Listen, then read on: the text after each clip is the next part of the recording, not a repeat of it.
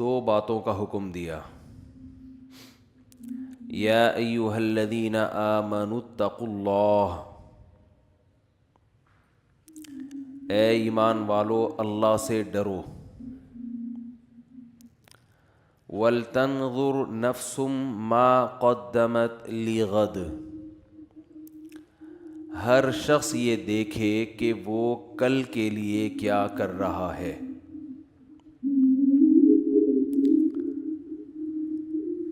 اللہ کا اتنا فضل ہے کہ اللہ کی جو نصیحتیں ہیں، جو اللہ کے آرڈرز ہیں، وہ براہ راست اللہ نے جن الفاظ کے ساتھ اپنے بندوں سے خطاب کیا ہے، بالکل بعینہ وہی کلام ہمارے پاس الحمدللہ محفوظ ہے.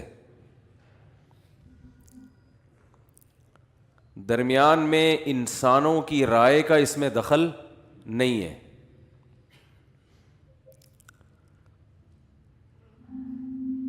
تو اللہ تعالی ہمیں جن باتوں کا حکم دیتے ہیں، جن کاموں کا حکم دیتے ہیں، اللہ سے ہٹ کر ہمیں کوئی بھی نہ ان باتوں کا حکم دیتا ہے نہ ان کاموں کا حکم دیتا ہے. صبح اٹھنے سے لے کے رات سونے تک آپ کچھ سن رہے ہوتے ہیں، کچھ کہہ رہے ہوتے ہیں، کچھ پڑھ رہے ہوتے ہیں، کچھ دیکھ رہے ہوتے ہیں. یہی ہوتا ہے نا؟ کیا ہو گیا؟ تو یہی ہوتا ہے، تو بتا دیں یہی ہوتا ہے. کہہ کیا رہے ہوتے ہیں سارا دن؟ یہ کھانا ہے، یہ نہیں کھانا ہے، آج وہاں جانا ہے، وہاں نہیں جانا ہے، آج یہ کمانا ہے، یہ نہیں کمانا ہے، آج ایسے کمانا ہے، آج یعنی کمانے کی، کھانے کی، پہننے کی، رہنے کی فکروں میں 24 گھنٹے انسان کے گزرتے ہیں. اور ان فکروں میں جو کامیاب ہو جائے تو کامیاب انسان ہے. کیا خیال ہے بھائی؟ جو کھانا تھا وہ کھا لیا، جو سوچا تھا وہ آ گیا سامنے. سوچا تھا صبح پراٹھا کھائیں گے، کھا لیا، ہضم بھی ہو گیا. دوپہر سوچا تھا یہ کھائیں گے، کھا لیا. فلاں جگہ رہیں گے، رہنے کا انتظام ہو گیا. فلاں سواری ہونی چاہیے، اس کا انتظام ہو گیا. تو ہمارے سارے دن جن باتوں میں گزرتے ہیں وہ یہی باتیں ہوتی ہیں. لیکن اللہ یہ بات ہی نہیں کرتا کہ کس چیز پہ سوار ہونا ہے، کیا کھانا ہے. یہ چیزیں اشارتاً تو ہیں قرآن میں، صراحتاً نہیں ہے. صراحتاً کیا ہے؟ یہ جو میں نے آیت پڑھی وہ ایک الگ ہی دنیا کی بات کرتا ہے. یا ایھا الذین آمنوا اتقوا اللہ، اے لوگو جو ایمان لائے ہو. قرآن میں بہت سے مقامات پر انسانیت سے خطاب ہے، جس میں غیر مسلم بھی، مسلم بھی، سب داخل ہیں.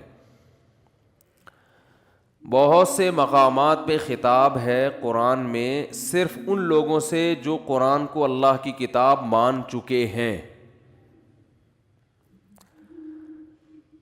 تو اللہ انہیں بھی حکم دیتا ہے اتقوا اللہ، اللہ سے ڈرو. اب آپ مجھے بتاؤ، یہ حکم فزکس کی کتابوں میں آپ نے دیکھا؟ بولے نا یار کیا ہو گیا؟ ڈان میں پڑھا آپ نے؟ اخبار پڑھتے ہیں نا روزانہ. جنگ اخبار میں دیکھا کبھی کہ آج کی پہلی تازہ موٹی سرخی کہ سب لوگوں کو چاہیے کہ اللہ سے ڈریں اور سوچیں کل کے لیے کیا کر رہے ہیں. اخبار میں ایڈ آتا ہے کہ روپیہ بچائیے کل کام آئے گا. یہ کل سے ان کی مراد یہ ہوتی ہے کہ جو واقعی ہفتے کو یا اتوار کو یا پیر کو کام آئے گا پیسہ، یہ اگلے سال 2022 میں کام آ جائے گا. یہ خبریں تو آتی ہیں. بیمہ پالیسی والے بتاتے ہیں کہ کل کے لیے آپ کیا کر رہے ہیں. انشورنس کمپنیاں بتاتی ہیں کہ سارا ابھی کھا جاؤ گے، کل کے لیے کچھ نہیں چھوڑا آپ نے. تو آئیے ہماری پالیسی کا ممبر بنیے اور بنیے پتہ کسے کہتے ہیں؟ جو 54-58 کا حساب رکھتا ہے. تو آپ کو حادثہ ہوا نہیں ہے لیکن آپ 54-58 بھی بچا کے جو کھا سکتے تھے وہ ہمیں دیں تاکہ کل حادثہ ہو جائے تو آپ کے کام آئے, نہیں ہو تو ہم پی گئے. وہ یہی تو جوا ہے, یہی تو سٹا ہے, تبھی تو انشورنس حرام ہے. تو آپ ہمیں یعنی بنیے آپ, یہ بنیے کا کام ہے نا, توکل بالکل بھی نہیں ہوتا اس میں. روپیہ بچانا ہے نا کل کے لیے تو اس کے اور بہت سارے اچھے طریقے ہیں جس میں بچے گا بھی زیادہ اور حادثہ نہیں ہو تو بھی آپ کا فائدہ, حادثہ ہو تو بھی آپ کا فائدہ. خیر یہ ٹاپک نہیں ہے ابھی انشورنس کو چھیڑنا. تو اخباروں میں اشتہار آتا ہے روپیہ بچائیے کل کام آئے گا, لیکن اس سے پہلے اللہ سے ڈرو یہ نہیں لکھا ہوا ہوتا, یہ لکھا ہوا نہیں ہوتا. قرآن کہہ رہا ہے اے ایمان والو اللہ سے ڈرو اور تم میں سے ہر شخص یہ دیکھے کہ وہ کل کے لیے کیا کر رہا ہے, کل کے لیے کیا تیاری کر رہا ہے. تو میں یہ عرض کر رہا تھا یہ ایک ایسی خبر ہے جو آپ نے ڈان میں اور جنگ میں اور ایکسپریس میں اور کسی بھی نیوز پیپر میں آپ کو سننے کو پڑھنے کو نہیں ملتی. آپ گئے ہوٹل پہ چائے پینے, اخبار رکھا ہوتا ہے, آپ نے اخبار کھول کے دیکھا, پہلی خبر کہ کل قیامت کے لیے آپ کیا تیار کر رہے ہیں, اس پہ غور کریں. وزیر اعظم کا قوم سے خطاب. کیا خیال ہے بھائی؟ کہیں اس طرح کی چیزیں کہیں سننے میں نہیں آتی. حتیٰ کہ گھروں میں بھی ان باتوں کے تذکرے ختم ہو گئے. پہلے زمانے میں میاں جو بیوی کو نصیحت کیا کرتا تھا وہ یہ کرتا تھا کہ دیکھو بیگم ہم دونوں نے ایک دن چلے جانا ہے, ایک قبر پہ میرا نام لکھا ہوا ہوگا مظلوم, ٹھیک ہے, وہ تو اپنے آپ کو مظلوم ہی سمجھتا ہے نا. ایک قبر پہ تمہارا نام ہوگا, تمہیں جب دفنائیں گے تو آسمان پہ بجلی کڑکے گی, ہے جی, وہ بھی ہوگا نام مسز فلاں, مسز کر کے کچھ بھی ہوگا. وجہ موت میری قبر پہ واضح ہوگی, تمہاری تصویر بنی ہوئی ہوگی. خیر, تو کبھی ایسا نہیں ہوتا کہ آج لوگ گھر میں بیٹھ کے بیگم کو سمجھا رہے ہوں کہ دیکھو دونوں نے کیا ہے, مرنا ہے, تو آؤ ہم مل بیٹھ کے دیکھتے ہیں کہ ہم نے کل کے لیے کیا تیاری کی. یہ تذکرے گھروں میں بولتے کیوں نہیں؟ ختم. وہاں بھی بچے کو سمجھایا جا رہا ہے بھائی تو پڑھ لے ورنہ کل پتھر اٹھائے گا, گڑھے کھودے گا, پڑھ لے.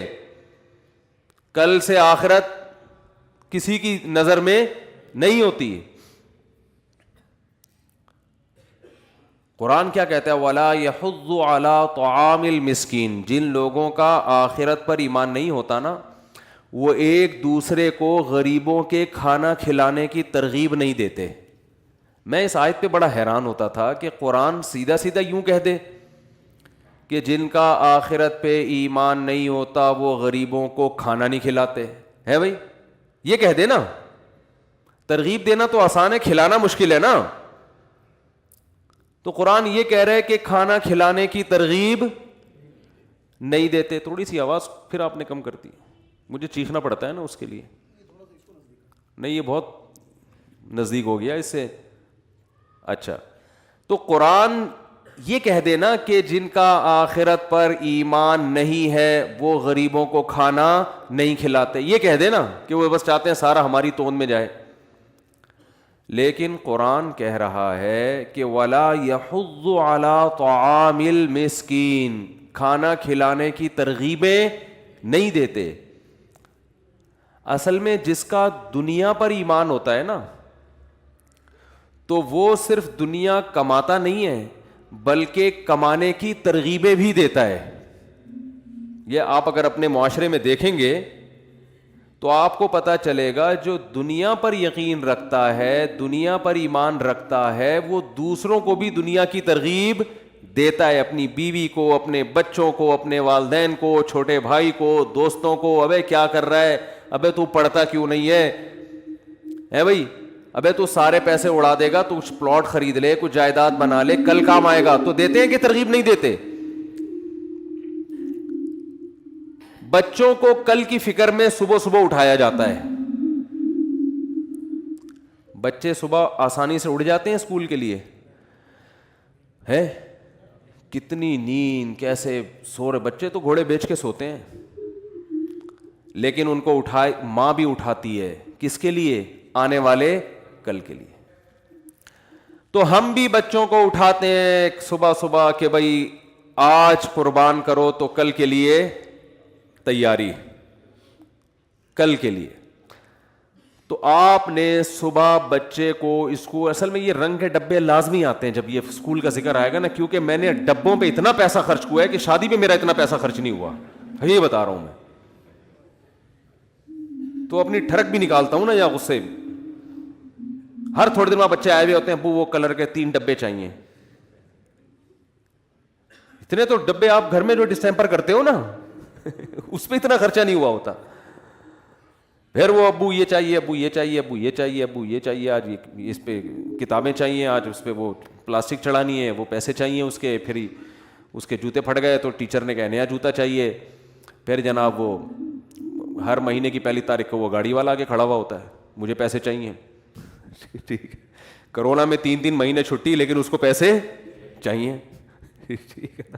ارے بھائی خیر، تو چلو یہ سب چیزیں ہیں، لیکن رنگ کے ڈبے اس پہ سب سے زیادہ کھلتا ہے کہ رنگ کے ڈبے کیوں چاہیے تمہیں؟ کلر کے ڈبے نا، نیلا کلر، پیلا، اور کیلے پہ بھر رہے ہوں گے بیٹھ کے. ہم اس کے پیسے ان کو دے رہے ہیں اسکول والوں کو. خیر، آپ کیسے پھر نکال کیوں نہیں لیتے؟ تو نکالنے کے بعد کوئی ہوم اسکولنگ کا سیٹ اپ ہو تو نکالے نا، کوئی آلٹرنیٹ ہی نہیں ہے نا، مجبور ہے. تو ہم تو کہہ رہے ہیں کوئی ایسا خاندانی آدمی شروع ہو جو یہ سلیبس کو چینج کرے. اب ہمارے پاس تو ٹائم نہیں ہے نا، سارے کام ہم اکیلے تھوڑی کریں گے. اس کو چینج کرو بھائی. تو دیکھو بچہ کیا نکلتا ہے. یہ بڑے بڑے علامے جو پیدا ہوئے ہیں نا، یہ ایسے اسکولوں میں تھوڑی پیدا ہوئے ہیں. یہ اسلامی دنیا میں جو بڑے بڑے علامے، دیکھو حافظ ابن حجر رحمۃ اللہ علیہ، فتح الباری اتنی موٹی ان کی صحیح بخاری کی شرح ہے، اور اتنی تحقیقی کتاب ہے. آج دنیا میں کوئی مسلک کا شخص ایسا نہیں ہے جو حافظ ابن حجر کا محتاج نہ ہو. شافعی تھے، امام شافعی رحمہ اللہ تعالیٰ کے مقلد تھے. آج سے 700-800 سال پرانی بات کر رہا ہوں میں. اتنا تحقیقی کام کہ آپ حیران ہو جاؤ کہ کیسے کیا انہوں نے. اسماء الرجال کی بحثیں، اور پہلے لکھا کیسے جاتا تھا. اتنی موٹی موٹی کتابیں یہ لوگ لکھ کے چلے گئے، ہم سے پڑھی نہیں جاتی. ہم سے یہ کتابیں پڑھی نہیں جاتی اور یہ لوگ لکھ کے چلے گئے. اور کیسے لکھتے تھے؟ کبوتر کا جو پر ہوتا ہے یا لکڑی سے وہ بنایا، سیاہی میں ڈبو کے 2 لفظ لکھے، پھر اس کو ڈبویا، پھر لکھا، پھر ڈبویا، پھر لکھا. نہ ایسے کاغذ تھے، نہ رات کو روشنیوں کا انتظام تھا، لیکن اتنی بڑی بڑی سیر و اعلام النبلاء، اتنی موٹی جلدوں میں کتاب ہے. ہزاروں حدیث کے راویوں کی سیرت اور ان کے حالات لکھے ہوئے ہیں اس میں. کیسے لکھ لیے بھائی ان لوگوں نے؟ اتنی صلاحیت کیسے پیدا ہوئی؟ وجہ اس کی یہ تھی کہ ان لوگوں کے ہاں یہ سسٹم پڑھائی کا نہیں تھا.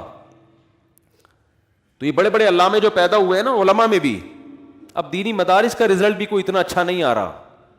اس کی وجہ ہے کہ استاذ آئے گا، وہ کتاب لے کے بس وہ پڑھانا شروع کی، طلبہ بیٹھ کے سن رہے ہوتے ہیں. بس وہ ایک بہت سی جگہوں پہ ایک فارمیلٹی سی پوری ہو رہی ہے. ٹیچر کی محنت تو بہت ہو رہی ہے لیکن اس کا آؤٹ پٹ نہیں ہے. تو جلدی سے بات سمیٹ کے ختم کرتا ہوں. جو پہلے علماء پڑھا کرتے تھے، یہ جو بڑے بڑے علامے پیدا ہوئے ہیں، ان کا طریقہ یہ ہوتا تھا کہ ایک فن کو پہلے فوکس کیا کرتے تھے. جیسے بچہ جب پڑھنا شروع کرتا تو سب سے پہلے اسکول نہیں تھا، نہ مدرسہ. باپ اگر عالم ہے تو وہ پڑھائے گا. وہ کہے گا جو مجھے آتا ہے پہلے وہ سیکھ لو، پھر جو مجھے نہیں آتا اس کے لیے میں آپ کو کسی اور استاذ کے پاس بھیجوں گا. تو اس میں سب سے پہلے ان کو عربی گرامر سکھائی جاتی تھی، صرف اور نحو. اس کے علاوہ کوئی دوسری کتاب نہیں تھی، تاکہ بچہ صرف ایک ہی فن کو فوکس کرے. پھر اس کے بعد عربی ادب پڑھایا جاتا تھا، عربی ادب میں مہارت ہوتی تھی. پھر اس کے بعد ان کو حدیث پڑھائی جاتی تھی، بنیادی کتاب، اور تفسیر پھر پڑھائی جاتی تھی. پھر اس کے بعد فقہ کی طرف آتے تھے. پھر جب فقہ کی کتابیں چل رہی ہیں تو صرف فقہی مسائل کے علاوہ کچھ بھی نہیں. اصول فقہ کی طرف آئے تو اصول فقہ کے علاوہ کچھ بھی نہیں. پھر آخر میں جب یہ، اور فقہ کے دوران احادیث بھی چلتی تھی، اس کے بعد پھر حدیث کا دورہ ہوتا تھا کہ احادیث جو فقہ سے متعلق تھیں وہ تو سامنے آ گئی، اب ایک دورہ ہونا چاہیے کہ تمام احادیث ایک دفعہ نظر سے گزر جائیں. آج 6 کتابیں ایک ساتھ تھوپی ہوئی ہیں، ایک کتاب سے ابھی دماغ ہٹتا نہیں ہے، دوسرا پیریڈ شروع، ٹھیک ہے نا، اب وہ ٹاپک، اب وہ سبجیکٹ، پھر تیسرا، پھر چوتھا، تو کسی ایک میں بھی ڈھنگ سے مہارت حاصل نہیں ہوتی، نہ اس کچھ بھی نہیں آتا اس کو. میں تو دیکھ رہا ہوں اردو لکھنا نہیں آتی، اردو نصاب کا حصہ ہے لیکن لڑکوں کو آج کل اردو نہیں لکھنا. تو خیر، ہم بچوں کو صبح اٹھاتے ہیں آنے والے کل کی تیاری کے لیے. تو میں یہ عرض کر رہا تھا کہ آپ نے کسی اخبار میں نہیں پڑھا کہ آنے والے کل کی تیاری کریں، اگر پڑھا بھی ہے تو اس حد تک آپ نے پڑھا ہے کہ روپیہ بچائیے کل کام آئے گا، بس اس سے آگے نہیں. تو قرآن ہمیں بتاتا ہے کہ ایک کل وہ ہے جو غیر یقینی ہے، جس کا آپ کو یقین نہیں ہے کہ وہ کل آئے گا بھی کہ نہیں آئے گا، اور ایک کل وہ ہے جو 100% یقینی ہے، جو 100% یقینی ہے. وہ کل ہے کہ اگر آج کوئی سائنسدان بھی کہہ دے کہ وہ کل نہیں آئے گا تو آپ اس کو بھی جھوٹا قرار دے دو. اس کل کو کہا جاتا ہے موت. یہ ایک ایسا فیوچر ہے، یہ ایک ایسا مستقبل ہے جس سے ہر شخص کو گزرنا ہے. تو جب لکھا ہوا ہوتا ہے نا، آپ کہیں بورڈ پہ پڑھیں، بینکوں نے ایڈورٹائزمنٹ کے لیے لکھا ہوتا ہے کہ روپیہ بچائیے کل کام آئے گا، تو فوراً آپ کا دماغ اس طرف جانا چاہیے کہ ایک کل، یہ بینک جس کل کی بات کر رہا ہے وہ کل یقینی بولو نہیں ہے. اور اگر میں نے بچا کے اس آنے والے کل کے لیے تیاری کر بھی لی تو میرا آج بھی تو کل ہی میں شامل ہے. بہت مشکل ہے سمجھانا.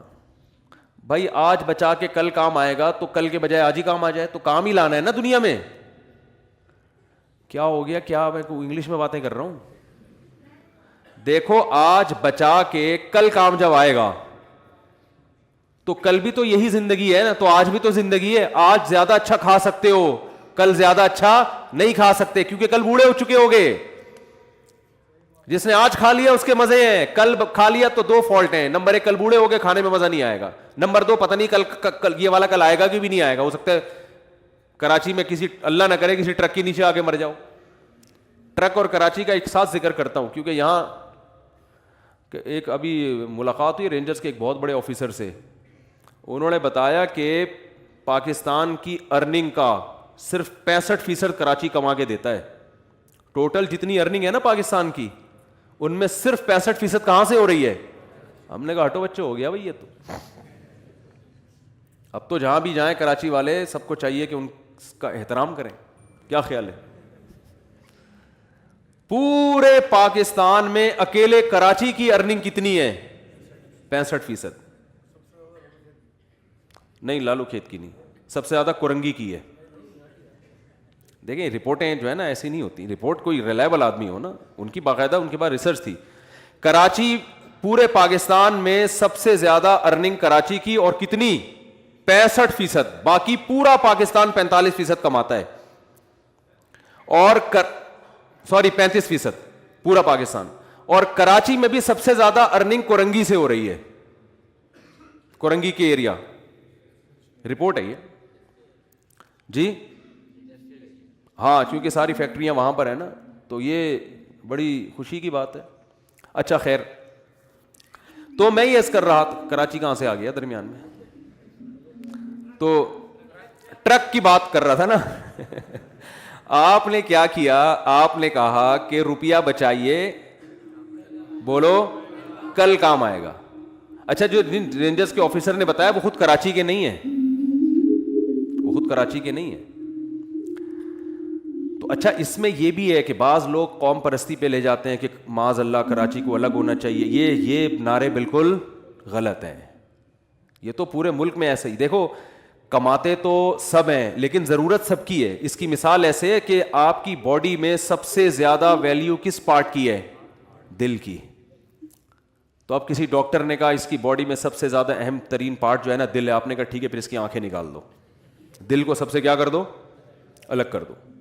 گھٹنے الگ کر دو, دل الگ کر دو. دل ویلیو سب سے زیادہ ہے تو دل کو ایک الگ, اس کو الگ جینے کا حق دینا چاہیے.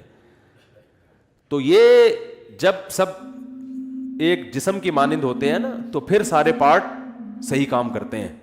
اگر الگ ہوگا تو پھر یہ نہیں ہوگا جو کچھ ابھی ہو رہا ہے. کیونکہ ہم بلوچستان سے گیس لیتے ہیں, سمجھ رہے ہو, وہ کراچی میں پیدا نہیں ہوتی. تو کراچی اگر 65% کما کے دے رہا ہے تو اس میں بلوچستان کی گیس کا بھی دخل ہے. ٹھیک ہے نا. اگر وہ گیس نہیں ہوگی تو یہاں کی فیکٹریاں کیسے چلیں گی؟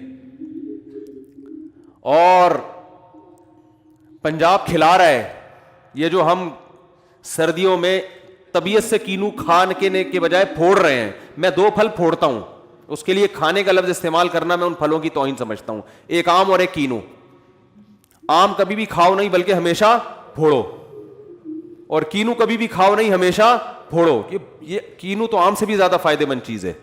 آم تو شوگر ہی شوگر ہے نا, لیکن کینو تو وٹامن سی کا خزانہ ہے. اور سردیوں میں اللہ نے پیدا کیا, کھاتے چلے جاؤ, پیٹ بھی صحیح اور آپ کا جو امیون سسٹم ہے بہت مضبوط ہو جاتا ہے اس سے. تو کینو ایسی چیز ہے. یہ کہاں سے آ رہا ہے بھائی؟ یہ تو پنجاب سے آ رہا ہے نا.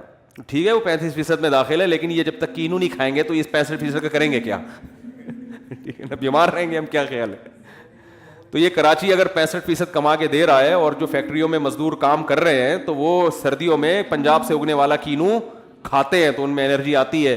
ایک انرجی بلوچستان سے آتی ہے, وہاں سے گیس ملتی ہے, ایک یہاں سے آتی ہے. تو ملک, میرا مقصد اس سے لسانیت عصبیت پھیلانا نہیں ہے, محض 117 ممالک ہیں, 117 ممالک جن سے بڑا شہر ہے پاکستان, سوری کراچی. یعنی کراچی دنیا کے 117 کنٹریز سے زیادہ بڑا ہے. دنیا میں 117 ممالک ایسے جو کراچی سے چھوٹے ہیں. تو ایسی ہٹو بچوں چیز ہے. اور آپ صرف بریانی کو لے کے بیٹھے ہوئے ہیں کہ کراچی کی بریانی, وہ تو ایک چیز ہے. اچھا, کراچی میں ایک اور مزے کی بات یہ ہے کہ بہت ساری قومیں ایک ہی جگہ پہ آپ کو ملیں گی. یہ چیز بھی آپ کو کراچی کے علاوہ کہیں اور نہیں ملے گی. آپ بلوچستان میں جائیں تو ہمارے بلوچ بھائی ملیں گے, بروہی بھائی ملیں گے. کوئٹہ میں جائیں تو زیادہ تر پشتو اسپیکنگ ملیں گے. آپ پنجاب میں جائیں تو پنجابی بولنے والے, ادھر صادق آباد کی طرف جائیں تو سرائکی بولنے والے. لیکن آپ کراچی میں جائیں تو ادھر آپ کو پنجابی بولنے والے, ادھر سرائکی بولنے والے, ادھر پشتو بولنے والے, ادھر اردو بولنے والے, ادھر میمن. ایسی زبان ہے میمنی, سمجھ رہے ہو نا. یہ آپ کو پورے پاکستان میں یہ نہ یہ کلچر ملے گا نہ یہ زبان ملے گی. تو ایک الگ ہی کلچر ملے گا آپ کو میمنوں کا. اور میمنوں کی ویریس ٹائپس آف میمنس, اس میں آپ کو کچھی میمن اور پتہ نہیں کہ مجھے تو نام بھی ذہن میں نہیں آتے, باٹواں میمن اور آٹھواں میمن اور فلانا میمن اور ڈمکانا میں, وہ میمنوں کی 25-30 قسمیں آپ کو ملیں گی. پھر بوہری ملیں گے آپ کو, یہاں فرقے بھی بہت ملیں گے, بالکل الگ الگ مذاہب ملیں گے, پارسی ملیں گے, ہر قوم اور ہر چیز یہاں ملے گی آپ کو. جوڑیا بازار چلے جاؤ آپ حیران ہو جاؤ گے, جو چیز پوری دنیا میں کہیں نہیں مل رہی وہ کراچی میں ملے گی آپ کو. آپ کی بیگم بھاگ گئی ہے, جوڑیا بازار سے ملے گی, ہر چیز ملے گی آپ کو. اچھا خیر, تو میں یہ عرض کر رہا تھا, بات کہاں سے کہاں چلی گئی کہ آج کا جو کل ہے. اچھا کے پی کے سے بھی بہت کچھ ملتا ہے ہمیں. خیر ابھی یہ تو ایک درمیان میں ضمنی ایک بات آ گئی. تو میں یہ عرض کر رہا تھا کہ سائن بورڈ پہ لکھا ہوا ہوتا ہے کہ روپیہ بچائیے کل کام آئے گا. یہ لکھا ہوا ہوتا ہے کہ نہیں لکھا ہوا ہوتا؟ تو آپ جس کل کے لیے آج پیسہ بچاؤ گے اس کل میں 2 فالٹ ہیں. نمبر 1, آج آپ جوان ہو, کھانے کا مزہ آج جو آپ کو آئے گا وہ کل نہیں آئے. آج رہنے کا بھی مزہ, کھانے کا بھی مزہ, پہننے کا بھی مزہ, نہانے کا بھی مزہ, صحیح ہے نا. ہر کام کا آج ہی مزہ ہے. اور کل جب آپ بوڑھے ہو جاؤ گے, جو آپ نے آج بچا کے رکھا, تو جو آپ پیسہ بچاؤ گے نا کل, وہ میں جب ابھی چھوڑو, پھر اپنی باتیں کرنا مناسب نہیں ہے, پھر وہ کچھ لوگ اس میں وہ بھی پس جائیں گے بیچارے, وہ کہیں گے ہماری برائی کر دی آپ نے بیٹھ کے. اگرچہ میں اشارتاً بات کروں لیکن ان تک بات پہنچ جائے گی نا, وہ کہیں گے اچھا.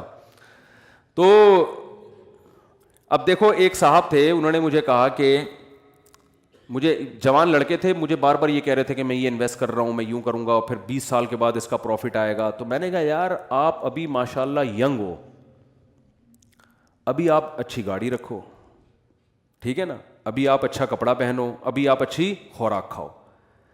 اللہ نے یہ ساری ضرورتیں پوری کرنے کے بعد اللہ نے مزید اگر پیسہ دے دیا تو تھوڑا بہت رکھ لو کل کے لیے. تو پہلا فالٹ کیا ہے کہ کل میں کا یقین نہیں ہے. کراچی کا کوئی ٹرک اللہ نہ کرے کچل کے چلا جائے تو اسٹیکر بن کے سڑک پہ چپک جاؤ گے, کیونکہ ایسے ٹرک ہیں یہاں پہ. اچھا, ان کو نظر بھی نہیں آ رہا ہوتا, یہ بائکوں والے, ان کو اتنے اوپر ان کے گلاسز ہوتے ہیں نا پیچھے دیکھنے کے لیے, کہ وہ بائکوں والے نظر نہیں آتے ان کو. تو کل کا یقین نہیں ہے. اور دوسری بات یہ ہے کہ آج جو ہے نا آپ کی, وہ آئندہ کل سے کھانے کے لحاظ سے زیادہ اچھی ہے, تو اس لیے آج ہی کھا لو. کیا خیال ہے؟ تو بچانے کا جو کانسیپٹ ہے نا, بچانے کا, شریعت کا بالکل الٹ ہے. ہم بچانا اس کو سمجھتے ہیں کہ آج نہیں کھایا کل کے لیے رکھ دیا. اسلام اس کو بچانا نہیں کہتا, اسلام اس کو ضائع کرنا کہتا ہے. اسلام کہتا ہے جو پیسہ آپ کا تھا آپ پہ لگا ہی نہیں تو وہ آپ کا ہے ہی نہیں.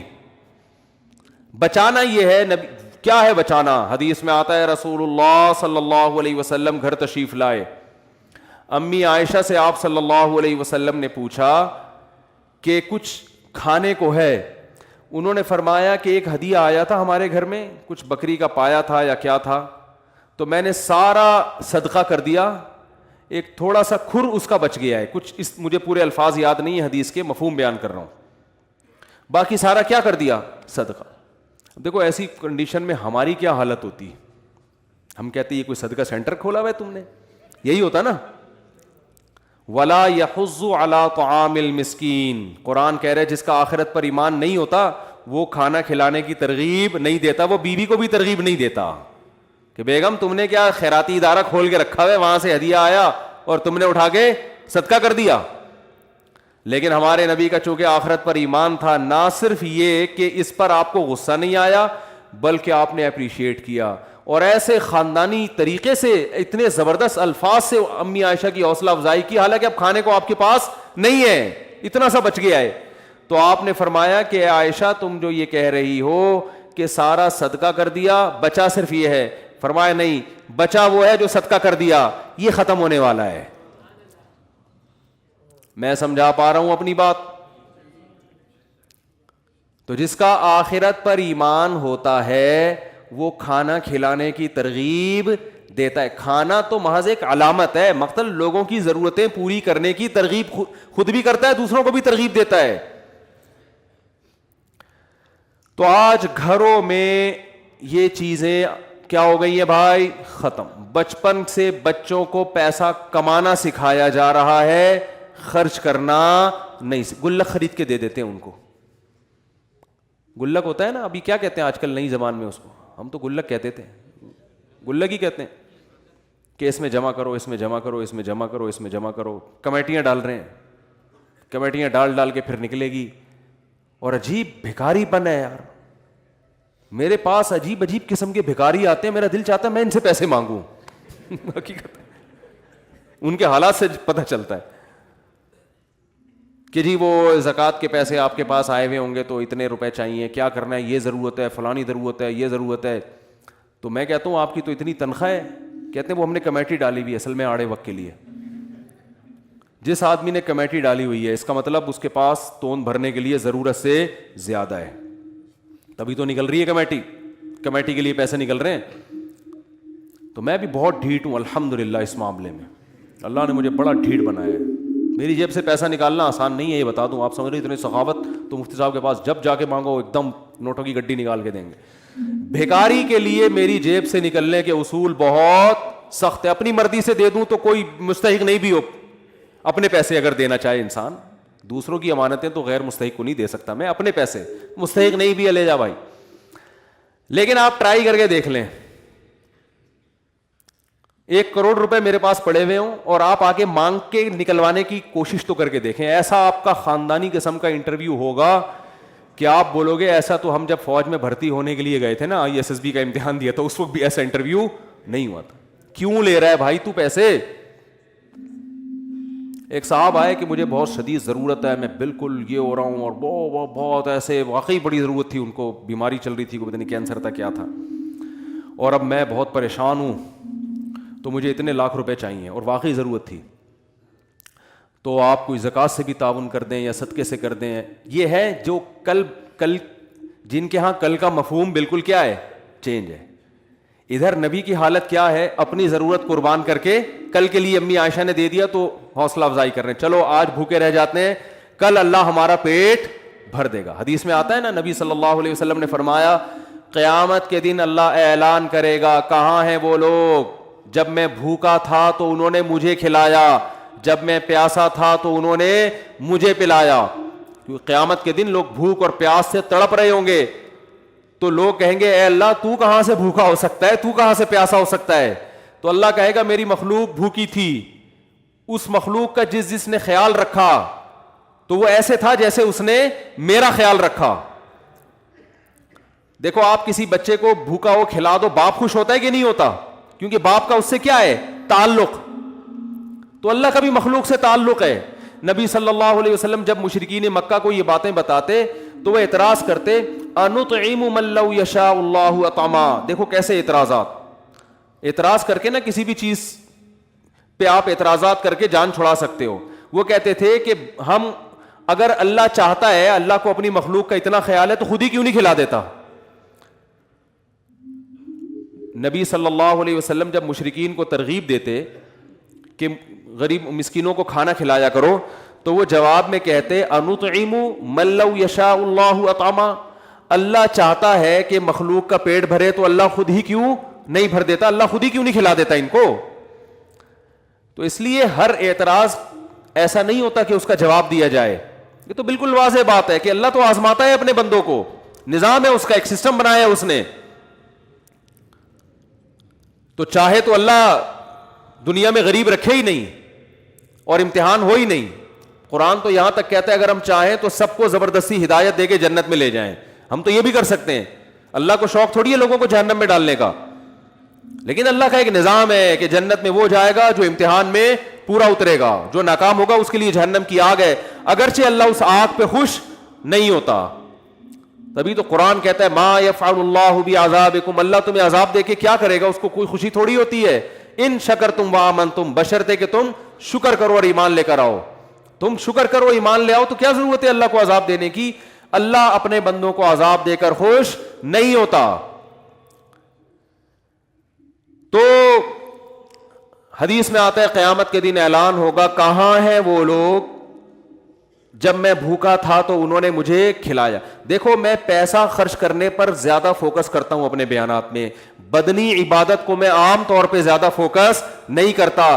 بدنی عبادت کرنے والے مارکیٹ میں ہول سیل کے حساب سے ملیں گے. دل میں دولت کی محبت نکل جائے ایسے آپ کو معاشرے میں آٹے میں نمک کے برابر ملیں گے.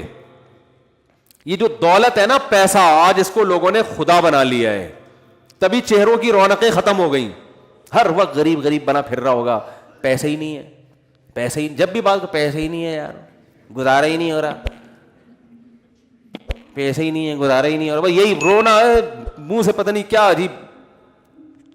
خوش رہا کرو بھائی, بولو یار بنتا تو ایک پراٹھا تھا 2 کھا لیا ہم نے, ٹھیک ہے نا, بنتا تو ایک بھی نہیں ہے. جو نیچرل خوراک ہے نا انسان کی 2 ٹائم ہے, یہ پراٹھے تو صبح صبح, یہ تو گریوی ہے.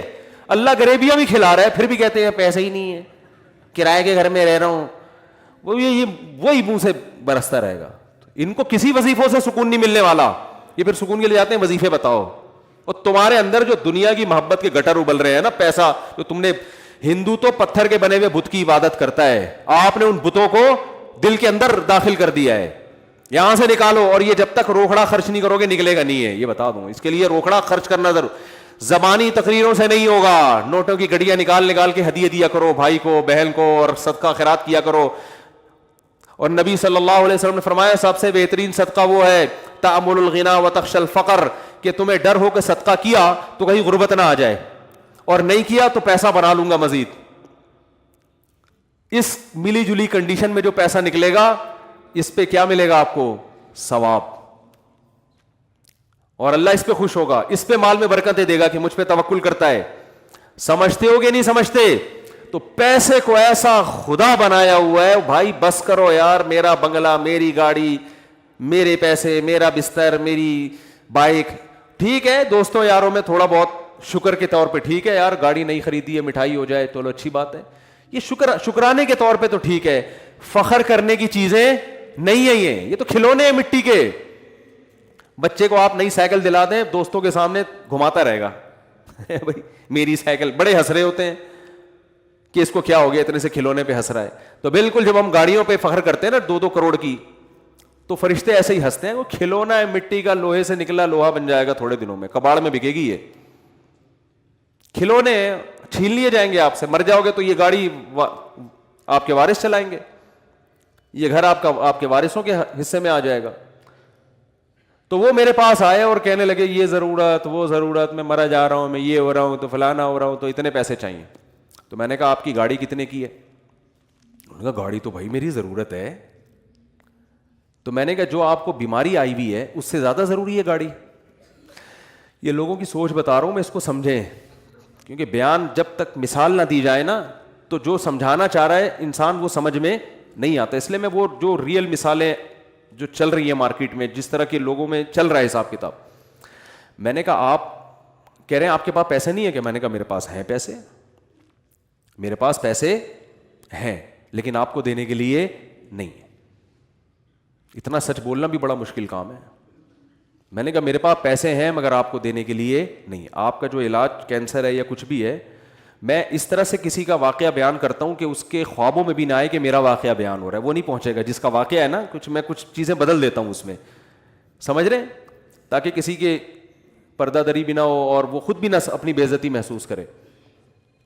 تو اس لیے میں واقعے کے جو اہم پوائنٹ تو باقی رکھتا ہوں, باقی ساری کردار اور ادار سب چیزیں چینج کر دیتا ہوں میں. تو میں نے ان سے کہا کہ آپ اپنی گاڑی کو بیچ دیں. میں تو بغیر گاڑی کے کیسے؟ میں نے کہا W11 بہترین چیز ہے. W11 کیا ہے؟ بہترین. میں نے کہا گاڑی بیچیں اور یہ پیسہ آپ علاج پہ لگائیں, اور پھر آپ کے پاس اگر کنوینس کے پیسے بھی نہ ہوں تو W11 کے کرائے کے لیے میں آپ کو زکوٰۃ دینے کے لیے تیار. یہ تو واقعی پھر پیدل تھوڑی جائے گا نا, لانڈی یا صدر کہیں جا رہا ہے تو پیدل تھوڑی جائے گا. ویسے تو اصولی طور پر جو غیرت مند لوگ ہوتے ہیں وہ کہتے ہیں ہم پیدل چلے جائیں گے, W11 کا کرایہ بھی کسی سے نہیں لیں گے, لیکن پھر یہ اس کے لیے بہت زیادہ توکل چاہیے. چلو ہم اس کا مکلف نہیں بناتے. تو میں نے کہا کہ W11 ہے, چنچیاں بھی چل رہی ہیں, اب تو اللہ کا بڑا فضل ہو گیا, ایک چنچی سے یہاں سے پیٹرول پمپ پہ اترے, دوسری بدل کے دوسری چنچی کھڑی ہوگی گرو مندر پہ, ٹن مارا یہاں سے جیل روڈ کی طرف سے, شارٹ کٹ بنا ہوا ہے آج کل, ٹھیک ہے نا, پہنچے آپ پڑے. لیکن اس کے لیے تیار نہیں ہوتے, لوگوں سے مانگ رہے ہیں. اللہ کی ایک عادت ہے کہ جس نے مخلوق کے سامنے ایک دفعہ ہاتھ پھیلا لیا نا تو بس دنیا میں ہم نے دیکھا ہے کہ پھر وہ پھیلاتا ہی رہتا ہے. اور حدیث میں آتا ہے من یستعفف, جس نے اپنی عزت کی حفاظت کر لی. کیسے؟ کہ ہاتھ نہیں پھیلاؤں گا کسی کے سامنے. اس کو کہتے ہیں عزت کی حفاظت. لوگ کہتے ہیں نا یار آج تک اس آدمی نے مانگا نہیں ہے کبھی. اچھا لگتا ہے نا یہ جملہ, ورنہ کبھی سسر سے پیسے مانگ رہا ہے, کبھی سالوں سے مانگ رہا ہے, کبھی کس سے مانگ رہا ہے, کبھی کس سے مانگ رہا ہے, تو منگتا بنا رہتا ہے. تو میں نے ان سے کہا کہ آپ اپنی گاڑی بولو بیچیں. ادھر ایک صاحب کسی کے 1.5-2 کروڑ روپے لے کے بھاگ گئے, تو مجھے کہنے لگے میں کہاں سے دوں بھائی, میرے پاس تو پیسے ہی نہیں ہے, میں جس سے میں نے قرضہ لیا ہوا میں تو دے ہی نہیں سکتا, تو میری مدد کریں. میں نے کہا آپ بالکل دے سکتے ہیں. میں کہاں سے دوں؟ میں نے کہا اپنا گھر بیچو, دے دو اس کے 1.5 کروڑ. کہہ رہے گھر بیچ کے روڈ پہ آ جاؤ. میں نے کہا روڈ پہ نہیں آئیں گے آپ کرائے پہ لے لیں گھر. میں نے کہا پھر اگر کرائے پہ بھی پورا نہیں ہوتا, کرایہ بھی جیب سے نہیں نکل رہا, تو پھر ہم آپ کے ساتھ انشاءاللہ تعاون بولتے کیوں نہیں کریں گے, کیونکہ گھر بیسک ضرورت ہے انسان کی, روڈ پہ تو نہیں رہ سکتا نا. پیسے پہ سانپ بن کے بیٹھے ہوئے ہیں اور کہتے ہیں یہ جو قرض دینے والا مجھ سے پیسے مانگ رہا ہے, اور دیکھو میرا خیال بھی نہیں ہے, میں غریب آدمی ہوں. غریب کہاں سے ہے؟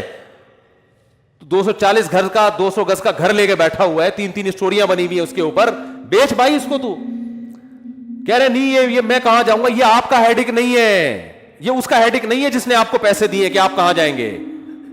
اس کے 1.5 کروڑ حلال کر دیے جو آپ پر حرام تھے, اس کو نصیحتیں کی جا رہی ہیں. تو میں نے کہا بھائی ابھی دے دو تو آسانی سے نکل آئیں گے, ورنہ قیامت کے دن جو ہے نا یہ 1.5 کروڑ میں تمہاری جتنی نمازیں اور جتنے تبلیغ کے چلے اور 4 مہینے اور جتنے حج یہ سارے نکل جائیں گے. پھر وہ ابھی آسانی سے معاملہ چھوٹ جائے گا. نبی صلی اللہ علیہ وسلم تو جنازہ نہیں پڑھاتے تھے جو کسی کے پیسے لے کے دنیا سے چلا جاتا تھا کہ قرض ہے اس کے اوپر. آپ نے فرمایا شہید کا ہر گناہ معاف ہوتا ہے مگر قرض شہید کا معاف نہیں ہوتا. کسی نے کاروبار میں پیسے لگائے, آپ کھا گئے, تو یاد رکھو شہادت بھی ملے گی تو یہ معاف نہیں ہوگا, پیسے دینے پڑیں گے آپ کو.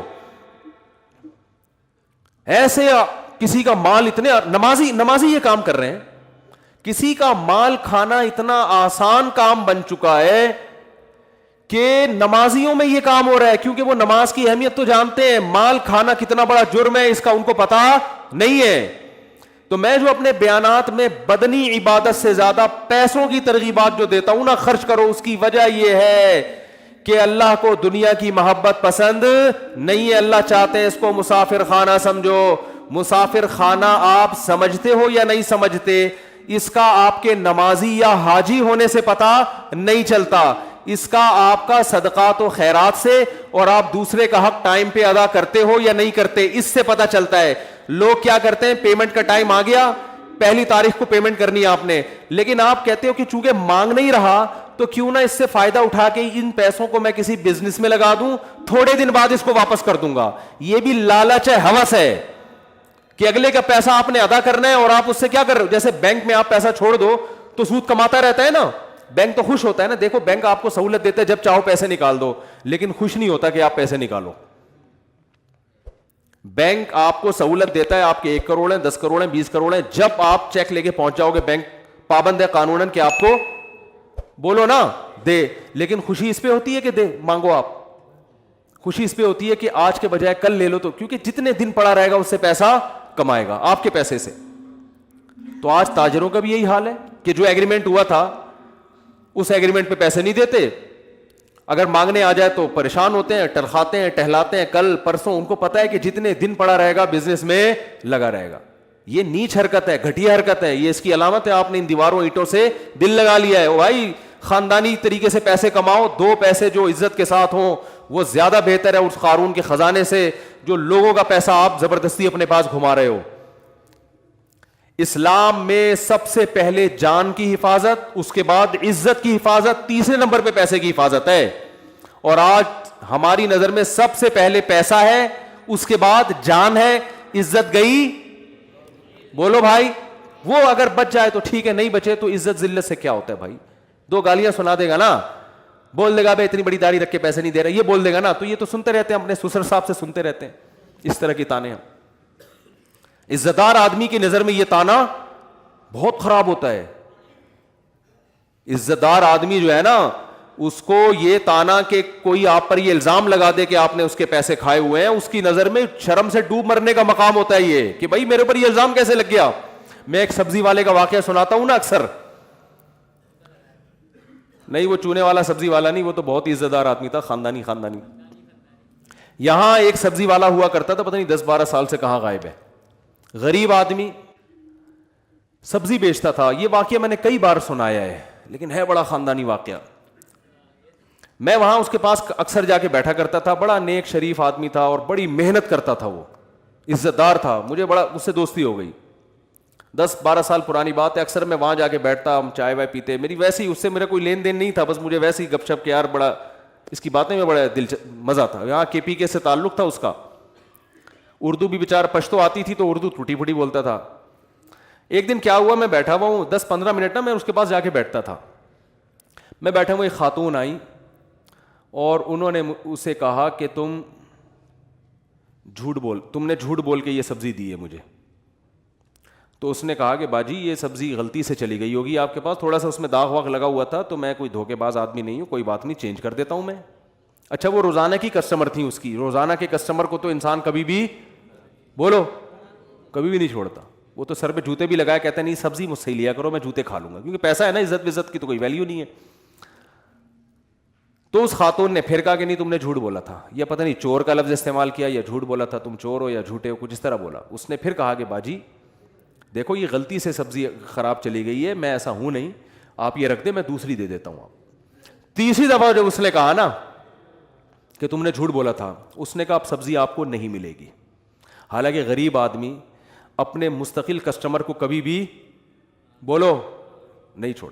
اس نے کہا میں نے اگر جھوٹ بول کے سبزی بیچنی ہوتی تو میں سبزی نہیں بیچتا, اگر میں نے حرام کمانا ہوتا نا تو پھر میں یہاں محنت نہیں کرتا. اب وہ خاتون کو لگا کہ اس کو تو غصہ آ گیا ہے, تو وہ معافی مانگنے لگی. اس نے کہا نو معافی. اس نے کہا معافی وافی نہیں ہے, بس جاؤ, میٹر شارٹ ہو گیا ہمارا. اب وہ بیچاری پیچھے پڑی ہوئی ہے, دیکھ چل چھوڑ دے یار تو یہ رکھ لے بس کوئی بات نہیں. اس نے کہا نہیں, تم نے مجھے بولا کہ جھوٹ بولتا ہوں میں چور ہوں, اب نہیں ملے گی. وہ بھائی اس نے حد کر دی, لیکن یہ بھی اڑ گیا. بظاہر آپ کو لگے گا یہ سبزی والا بد اخلاق تھا, لیکن مجھے لگا کہ یہ آدمی اس کا بلڈ کیا ہے, یہ کسی خاندانی باپ کا خاندانی بیٹا ہے. نہیں آ رہی بات, یہ تھوڑی کہ کچھ بھی بول دو. اب دیکھو آدمی جو سچی مچی کا جھوٹا یا چور ہوتا ہے نا, اسے جب بول دو چور ہے تو ایک دم مصنوعی غصہ آئے گا اس کو, مصنوعی مجھے چور بولا. اندر اندر سے خوش ہو رہا ہوگا کہ آپ جیسے ایک وہ چور کو پکڑ کے لایا گیا نا عدالت میں, تو جج نے غصے سے اس کو بولا کہ تم نے کمبخت اتنی خوبصورتی سے اتنے روپے چرائے ہیں کہ کسی کو کان و کان بھی خبر نہ ہوئی. کہہ رہے شکریہ سر, آپ پہلے آدمی ہیں جنہوں نے میرے فن کی اتنی بہترین انداز میں تعریف کی ہے. جج صاحب آپ کا بہت شکریہ, پہلے, ورنہ آج کل سب اناڑی کہتے تھے مجھے, آپ پہلے آدمی ہیں جو اس کرسی پہ بیٹھ کے میرے فن کی تعریف کر رہے ہیں. تو جو چور ہوتا ہے اس کو تھوڑی اس سے کہ اس کو کوئی چور بول دے, جو نہیں ہوتا اس کے لیے یہ تانا بہت برا. تو میرے بھائی اگر آپ بھکاری نہیں ہو, اگر آپ پیسوں کے معاملے میں 2 نمبر نہیں ہو, تو لوگوں کو وقت پہ ان کی پیمنٹ بولو نا دے دیا کرو. کرایہ دار ہو تو مالک مکان کو پہلی تاریخ کو خود اچھے بچوں کی طرح فون کر کے پیمنٹ دے دیا کرو کہ اپنا اکاؤنٹ نمبر بھیج دیں, میں اس میں خود ہی ٹرانسفر کر رہا ہوں. خود آپ کی ذمہ داری ہے یہ, وہ نہیں پیچھے پڑا رہے جیسے وہ بھکاری نہیں پڑے رہتے گھنٹیاں بجا بجا کے, ابے نکل یار 6 تاریخ ہو گئی, 7 تاریخ ہو گئی, 8 تاریخ ہو گئی, اور آپ پیچھے پڑے ہوئے ہو. آپ بولے تو پہلی تاریخ ہوتی ہے اور کم بہت گھر پہ آ کے کھڑے ہو جاتے ہو, تم گزارا نہیں ہوتا, تم لینڈ لارڈ ہو, تمہیں کیا ضرورت ہے. تو یہ نصیحتیں نہیں کیا کرو اس کو. لوگ اکثر مجھے کہتے ہیں کہ کرایہ دار جو ہے نا, مالک مکان کرایہ داروں پہ ظلم کرتے ہیں. میری رپورٹ اس کے بالکل برعکس ہے. ظلم کرایہ دار مالک مکان کے گھر کی, حالانکہ میرا ذاتی گھر نہیں ہے, نہ میرا کوئی ذاتی گھر ہوگا تو کرائے پہ دوں گا نا, میں تو خود کرایہ دار ہوں.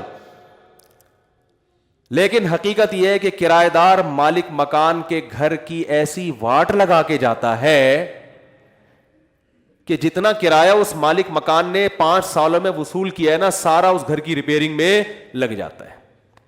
کیونکہ امانتوں میں خیانت کرنے میں بہت مزہ آتا ہے آج کل. آپ یہ کرایہ دار یہ سمجھ کے استعمال نہیں کرتا کہ میرا گھر ہے, پھر کلر بھی اسی سے کروا رہا ہوگا. ٹھیک ہے نا, 5 سال ہو گئے کلر نہیں کیا, تو سارا کام الٹا چل رہا ہے معاشرے میں.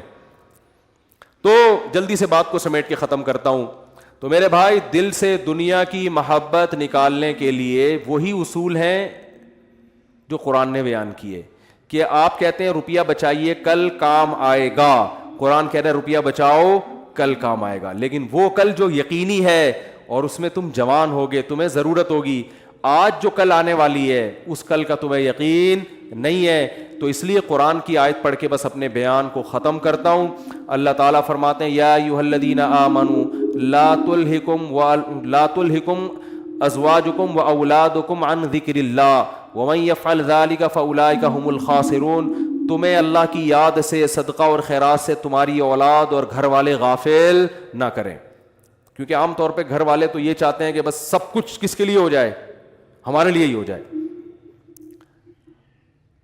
آگے فرمایا انفقوا مما رزقناکم, جو رزق ہم نے تمہیں دیا اس میں سے خرچ کرو. من قبل ان یاتی احدکم الموت, اس سے پہلے کہ موت کا وقت آ جائے. فیقول ربی, تو پھر تم پتہ ہے کیا کہو گے, لولا اخرتنی الی اجل قریب, تو مجھے تھوڑے دنوں کے لیے اور مہلت دے دے تو میں کیا کروں گا, فاصدق, میں صدقہ کروں گا, واکن من الصالحین, اور صدقات و خیرات کرنے والے جو دیگر نیک لوگ ہیں ان کی فہرست میں شامل ہو جاؤں گا. اللہ فرماتے ہیں وَلَن يُؤَخِّرَ اللَّهُ نَفْسًا إِذَا جَاءَ أَجَلُهَا, کسی نفس کو اللہ ہرگز مہلت نہیں دیتا جب اس کی موت کا وقت آ جاتا ہے. اور نبی صلی اللہ علیہ وسلم نے فرمایا, انسان کہتا ہے میں ذرا اپنے بنیادی, حدیث کا مفہوم بیان کر رہا ہوں, میری یہ بنیادی ضرورتیں پوری ہو جائیں تو میں صدقہ کروں گا, میں کروں گا ابھی یہ کام, ابھی تو بچیوں کی شادی, ابھی تو یہ بحریہ ٹاؤن کے پلاٹ کی قسطیں چل رہی ہیں, ابھی تو یہ ہو رہا ہے, ابھی تو یوں کرنا ہے, ابھی تو یوں کرنا ہے, ہوتے ہوتے مجھے ڈر لگتا ہے ریاض ملک کہیں مجھے چھاؤں میں نہ مل جائے, بس وہ تو مجھے پکڑ کے بولے گا یار میرے بحریہ ٹاؤن کی تم نے تو ایسی کی تیسی کر دی. تو میں تو بحریہ ٹاؤن ایک ایگزامپل, میں تو ڈیفینس کو بھی یہی سمجھتا ہوں, ٹھیک ہے نا, میں تو کلفٹن کو بھی یہی سمجھتا ہوں, مجھے بحریہ ٹاؤن سے کوئی چڑ نہیں ہے. آپ بحریہ ٹاؤن میں, ہو سکتا ہے کل میں بحریہ ٹاؤن میں گھر لے لوں, تو کسی کی بات کے دعوے کو سمجھنے کی کوشش کرنی چاہیے. وہ کہہ کیا رہا ہے, بحریہ ٹاؤن میں گھر لینا غلط نہیں ہے, دل لگانا بولو غلط. اس گھر کو دل میں نہ لے کر آئے, گھر میں رہیں, گھر کے اندر آپ رہ سکتے ہیں, گھر کو اپنے اندر نہ لے کر آئے. ہے ٹھیک ہے, نہیں ہے تو بھی ٹھیک ہے, کوئی ٹینشن کی بات نہیں ہے. تو